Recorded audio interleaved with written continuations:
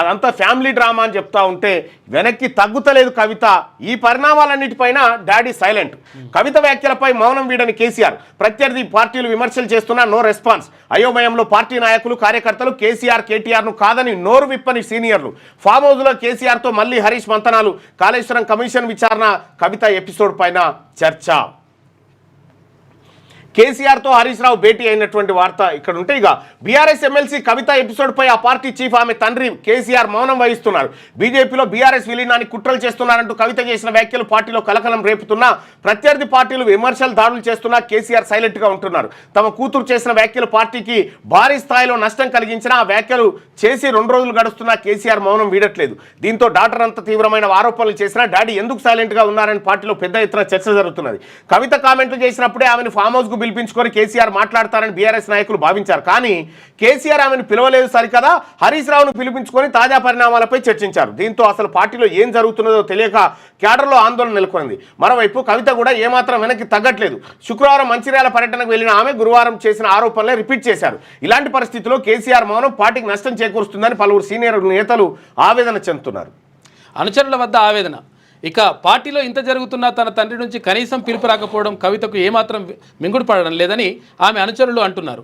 అయితే తాను రాసిన లేఖకు స్పందించకపోగా దూతలతో రాయబారం ఎందుకన్నా ఆ ప్రశ్నలను కవిత వేస్తున్నట్లు తెలిసింది. పార్టీలో ఏం జరగబోతున్నదో తెలుసుకోవడానికి కూడా కేసీఆర్ ఇష్టపడడం లేదా అని తన సన్నిహితుల వద్ద ఆమె వాపోయినట్టు సమాచారం. నేరుగా పిలిచి మాట్లాడితే పార్టీలో జరుగుతున్న పరిణామాలను వివరించేందుకు కవిత సిద్ధంగా ఉన్నారని ఆమె అనుచరులు చెప్తా ఉన్నారు.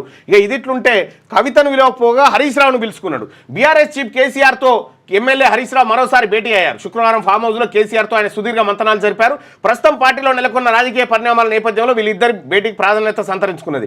కాళేశ్వరం కమిషన్ విచారణ దగ్గర పడుతున్న నేపథ్యంలో కేసీఆర్ హరీష్ ప్రధానంగా దానిపైనే చర్చించారని బయటకు చెప్తున్నప్పటికీ కవిత ఎపిసోడ్ పైన చర్చించి ఉంటారని పార్టీ వర్గాల ద్వారా తెలుస్తున్నది.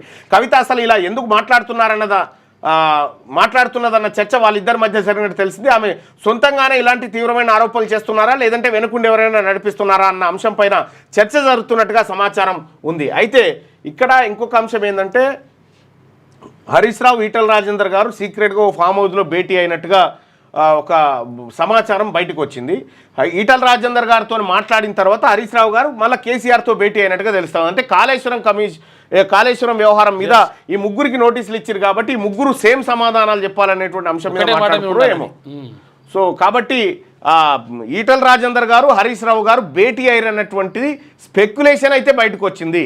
అయినరా కాదా అనేది క్యూ న్యూస్ ధృవీకరిస్తలేదు, క్లారిటీ లేదు. ఇంకా లేటెస్ట్ న్యూస్ తెలుగు మరియు ఇంగ్లీష్ అప్డేట్స్ కోసం ఇప్పుడే క్యూ న్యూస్ అఫీషియల్ యాప్ ని ప్లే స్టోర్ నుండి డౌన్లోడ్ చేసుకోండి. సరికొత్త సమాచారాల కోసం క్యూ న్యూస్ వెబ్సైట్ ని ఫాలో అవ్వండి. ఛానల్లో ప్రాంతీయ, జాతీయ, అంతర్జాతీయ వార్తలు వీక్షించండి.